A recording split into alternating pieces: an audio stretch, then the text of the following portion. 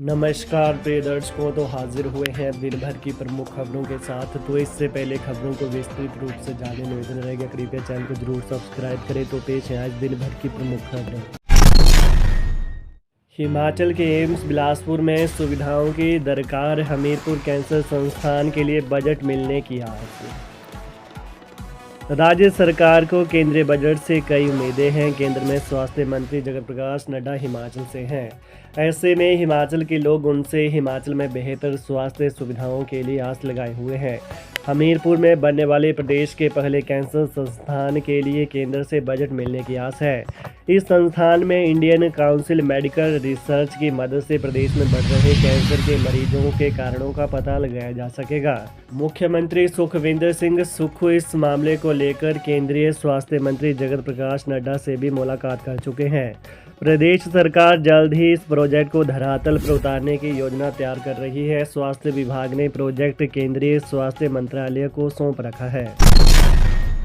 चंबा के 2 शिक्षकों को मिलेगा डॉक्टर एपीजे अब्दुल कलाम राष्ट्रीय शिक्षक सम्मान पुरस्कार। शिक्षा सागर संस्था के तत्वावधान में राष्ट्रीय नवाचारी डॉक्टर एपीजे अब्दुल कलाम राष्ट्रीय शिक्षक सम्मान समारोह का आयोजन किया जा रहा है। इसमें पूरे देश के नवाचारी शिक्षकों को पुरस्कृत किया जा रहा है, जिसमें चंबा जिले के 2 अध्यापक युद्धवीर टंडन और सुरेंद्र शर्मा का चयन किया गया है। अध्यापक युद्धवीर टंडन राजकीय प्राथमिक विद्यालय मोड़ा शिक्षा खंड सुंडला में बतौर कनिष्ठ बुनियादी अध्यापक अपनी सेवाएं दे रहे हैं और सुरेंद्र शर्मा जनजातीय राजकीय प्राथमिक विद्यालय कुलाल शिक्षा खंड पांगी में सेवाएं दे रहे हैं। बता दें कि शिक्षकों का चयन संस्था द्वारा अध्यापकों के नवाचारी कार्यों को देखते हुए किया गया है। पुरस्कार हेतु चयन के लिए राष्ट्रीय स्तरीय समिति का चयन किया गया था, जिसने देश भर से आए सैकड़ों आवेदनों में से जिला चंबा के इन 2 शिक्षकों का भी चयन किया है। इन अध्यापकों को यह पुरस्कार 2 फरवरी को मध्य प्रदेश के उज्जैन स्थित राजगढ़ में दिया जाएगा। सड़क दुर्घटना में पंकज की मौत, अपने पीछे छोड़ गया 2 छोटी बेटियां। बड़ी पंचायत के वार्ड नंबर 5 में वीरवार रात को सड़क हादसे में एक युवक की जान चली गई और दूसरा घायल हो गया। मृतक की पहचान पंकज कुमार राणा 32 वर्षीय पुत्र जीवन ठाकुर और सोनू कुमार पुत्र मगर सिंह घायल हुआ है। जानकारी के अनुसार दोनों युवक अपने गांव से बारात में शामिल होकर तलवाड़ा गए हुए थे। दोनों युवक सड़क के किनारे खड़े थे कि इसी दौरान तेज रफ्तार से आ रहे एक टिप्पर की चपेट में आ गए और घायल हो गए। अन्य बाराती दोनों को उपचार के लिए अस्पताल ले गए, लेकिन वहां पर डॉक्टरों ने पंकज कुमार को मृत घोषित कर दिया, जबकि घायल सोनू कुमार को पीजीआई रेफर कर दिया गया। पंकज कुमार अपने पीछे पत्नी, 2 छोटी बेटियां व माता पिता को छोड़ गया है। पंजाब पुलिस ने शव को कब्जे में लेकर आज पोस्टमार्टम करवाकर परिजनों के हवाले कर दिया। परिजनों ने महाकालेश्वर में युवक का अंतिम संस्कार किया। नरेश चौहान बोले, उत्तर प्रदेश सरकार की बदइंतजामी के कारण हुई महाकुंभ में भगदड़। मुख्यमंत्री के प्रधान मीडिया सलाहकार नरेश चौहान ने महाकुंभ में भगदड़ को लेकर यूपी सरकार पर हमला बोला है। कहा कि जिस शाही स्नान की भाजपा हिमायत कर रही है, वहां लोगों की भारी भरकम भीड़ में भगदड़ मच जाने से लोगों को जान से हाथ धोना पड़ा। जबकि नेता प्रतिपक्ष जयराम ठाकुर महाकुंभ में स्नान से अर्थव्यवस्था के मजबूत होने की बात कर रहे हैं। उन्होंने कहा कि उत्तर प्रदेश सरकार की बदइंतजामी के कारण इतनी बड़ी घटना हो गई। यदि उत्तर प्रदेश सरकार के पास इतने बड़े इंतजाम करने के साधन नहीं थे, तो व्यापक स्तर पर इतना बड़ा पर्व आयोजित करने तथा करोड़ों की संख्या में वहां लोगों को बुलाने की क्या आवश्यकता थी। आज जारी प्रेस बयान में नरेश चौहान ने जयराम ठाकुर के उस बयान पर आपत्ति जताई है, जिसमें उन्होंने कांग्रेस के राष्ट्रीय अध्यक्ष मल्लिकार्जुन खड़गे पर हमला बोलते हुए ये आरोप लगाया है कि कांग्रेस सनातन का अपमान कर रही है। नेता प्रतिपक्ष जयराम ठाकुर बोले, कांग्रेस ने परिवार के हितों के लिए उड़ाई भारतीय संविधान की धज्जियां। नेता प्रतिपक्ष जयराम ठाकुर ने सराज विधानसभा क्षेत्र के थुनाग मंडल के परवाड़ा में आयोजित संविधान गौरव अभियान को संबोधित करते हुए कहा कि कांग्रेस ने सिर्फ गांधी नेहरू परिवार के हितों के बचाव के लिए हमेशा संविधान की धज्जियां उड़ाई है। कांग्रेस की नेता रही स्वर्गीय इंदिरा गांधी को न्यायालय के समक्ष पेश न होना पड़े, उसके लिए भी संविधान में संशोधन कर दिए गए। कांग्रेस ने अपने कार्यकाल के दौरान 75 से ज़्यादा संविधान संशोधन किए। जयराम ठाकुर ने कहा कि कांग्रेस पार्टी के नेताओं और गांधी नेहरू परिवार ने सदैव अपने आप को संविधान से ऊपर रखने का प्रयास किया। जब मन आया संविधान में संविधान अनुसार संशोधन किया और अपने मन माफिक चीज़ें संविधान में जोड़ी, जिससे उन्हें सत्ता में बने रहने में मदद मिल सके।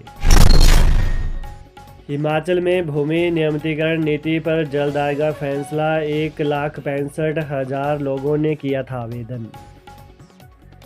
हिमाचल प्रदेश हाईकोर्ट में 2002 की भूमि नियमितीकरण नीति पर जल्द फैसला आ सकता है।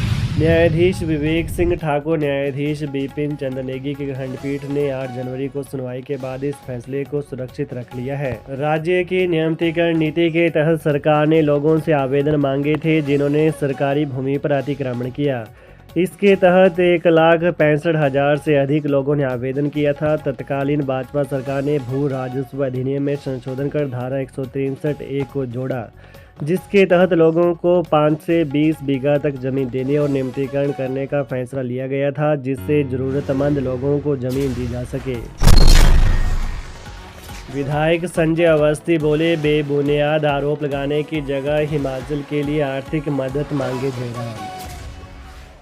प्रदेश कांग्रेस के पूर्व कार्यकारी प्रदेश अध्यक्ष और विधायक संजय अवस्थी ने कहा है कि नेता प्रतिपक्ष जयराम ठाकुर राज्य सरकार पर बेबुनियाद आरोप लगाना छोड़कर केंद्रीय बजट में हिमाचली हितों की पैरवी करें। अवस्थी ने कहा कि जयराम ठाकुर मीडिया की सुर्खियों में बने रहने के लिए रोज नया तथ्यहीन बयान जारी करते हैं। अगर वे हिमाचल और हिमाचल के लोगों के हितों के प्रति इतने ही संवेदनशील है तो उन्हें केंद्रीय बजट में हिमाचल प्रदेश के लिए आर्थिक मदद की मांग करनी चाहिए। सीएम सुक्खू बोले, हिमाचल छोटा राज्य इसलिए 153 IAS अधिकारी रखना उचित नहीं। मुख्यमंत्री सुखविंदर सिंह सुक्खू ने आज सोलन में पत्रकारों से अनौपचारिक बातचीत करते हुए कहा कि हिमाचल प्रदेश में एक भी अंतर्राष्ट्रीय स्तर का हवाई अड्डा नहीं है तथा इसके निर्माण का पूरा खर्च केंद्र सरकार को वहन करना चाहिए।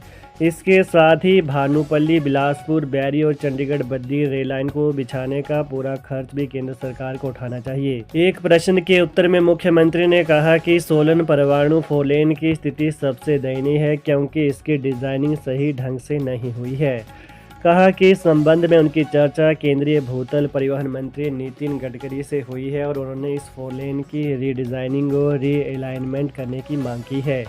एक अन्य प्रश्न के जवाब में सुखविंदर सिंह सुक्खू ने कहा कि हिमाचल प्रदेश एक छोटा प्रदेश है जिसकी आबादी लगभग 70 लाख है, इसलिए 153 IAS अधिकारी रखना उचित नहीं है।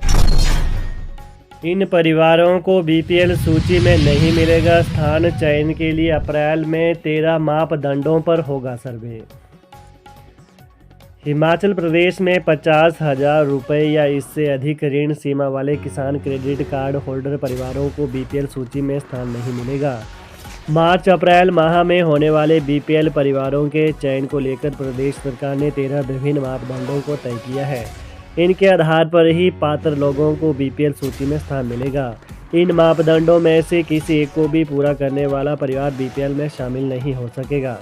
इसके अलावा BPL सूची में चयन को 5 ऐसे मापदंड भी तय किए गए हैं जिसके तहत आने वाले परिवारों को स्वतः ही BPL सूची में शामिल किया जाएगा। तो ये रही दिन भर की प्रमुख खबरें। हिमाचल की ताज़ा खबरों को जानने के लिए कृपया चैनल को अभी सब्सक्राइब करें। धन्यवाद।